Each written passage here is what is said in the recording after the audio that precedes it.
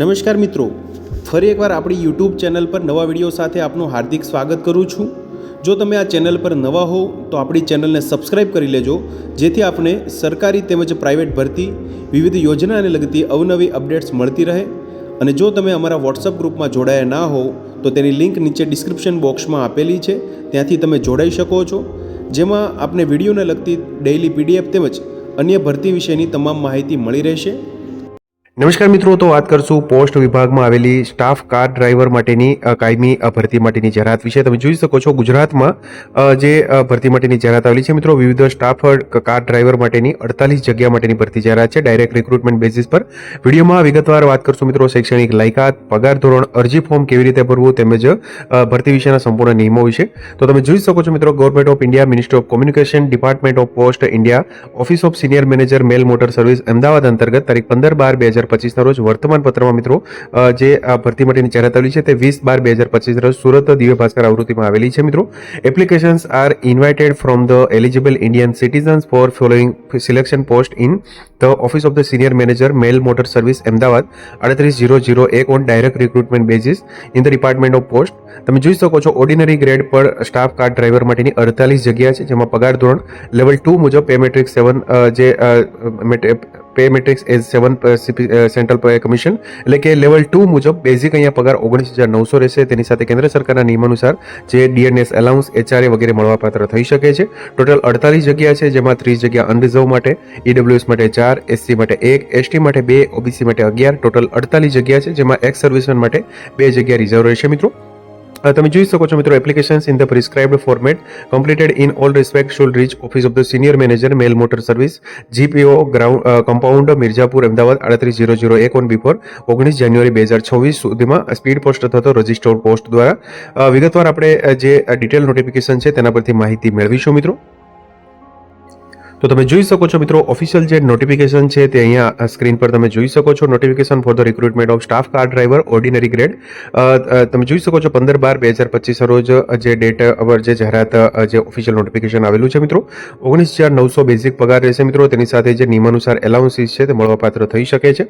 18 જગ્યાઓ છે, જેમાં ડિસ્ટ્રિક્ટ મુજબ જે જગ્યાઓ વિશેની માહિતી અહીંયા આપવામાં આવેલી છે।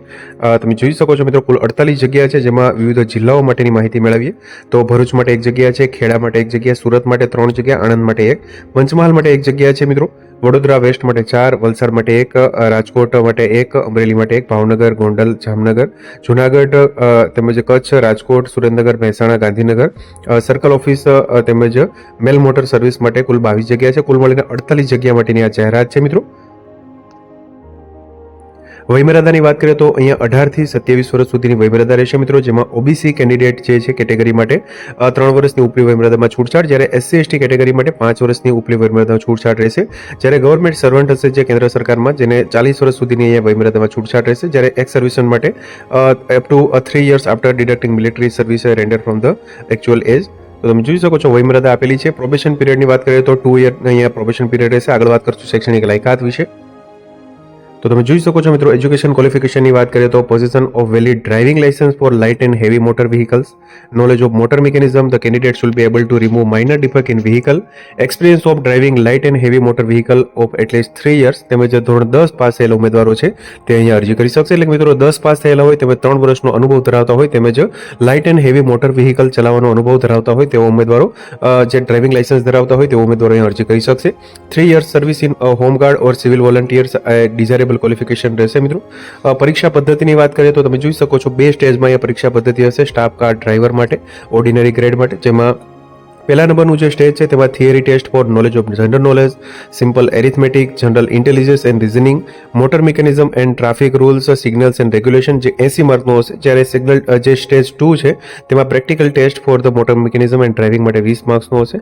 પેટર્ન ઓફ એક્ઝામિનેશનની વાત કરીએ તો તમે જોઈ શકો છો પહેલી ટેસ્ટ ધ થિયરી ટેસ્ટ, જેમાં કોમ્પિટિટિવ બેઝ જે એમસીક્યુ બેઝ હશે મિત્રો, 80 માર્ક્સનું 90 મિનિટનો સમયગાળો, જેમાં ઇંગ્લિશ, હિન્દી, ગુજરાતી ભાષામાં ક્વેશ્ચન પેપર હશે।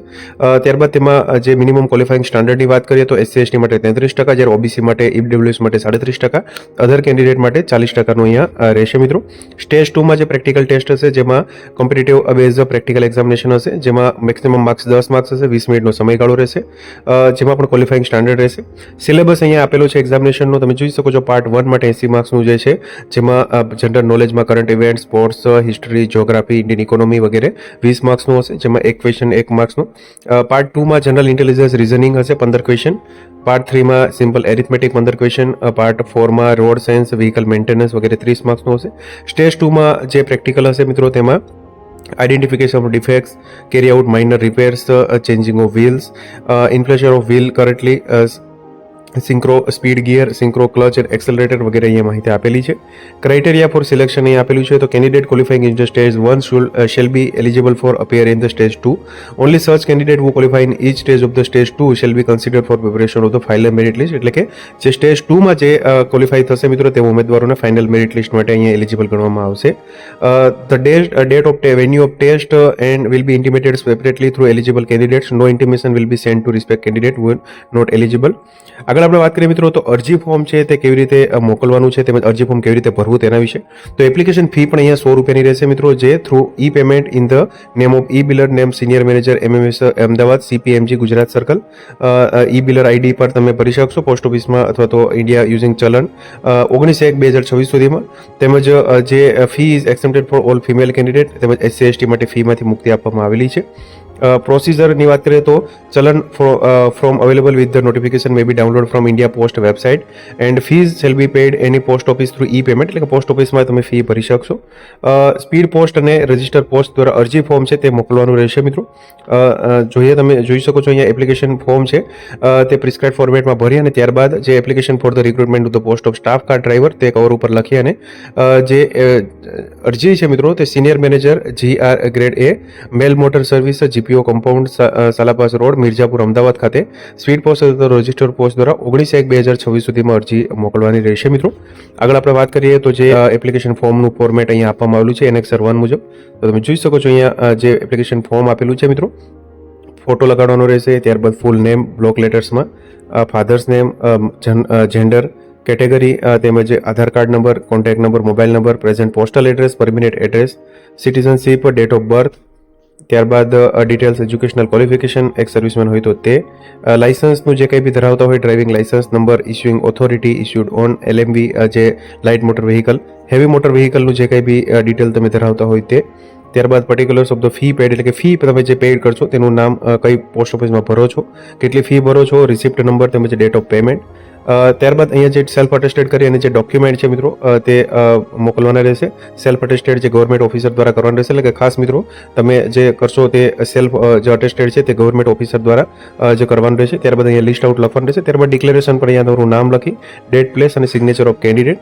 અને ત્યારબાદ તમે જોઈ શકો છો અહીંયા જે ફોર્મેટ આપેલા છે, જેમ કે તમે ઇકોનોમિકલી વીકર સેક્શન એટલે કે EWS નું કેટેગરી ધરાવતા હોય સેન્ટ્રલ ગવર્મેન્ટ અંતર્ગત, તો તમે આ ફોર્મેટ તમારે જે નિયત સમય મર્યાદામાં મેળવેલું હોય તેવું આ વર્ષનું સર્ટિફિકેટ, જો SC/ST હોય તો તે, OBC કેટેગરી ધરાવતા હોય તો તેનું પણ સર્ટિફિકેટ છે મિત્રો, તે તમારે તેની સાથે મોકલવાનું રહેશે, જેની ઝેરોક્સ કોપી કરીને.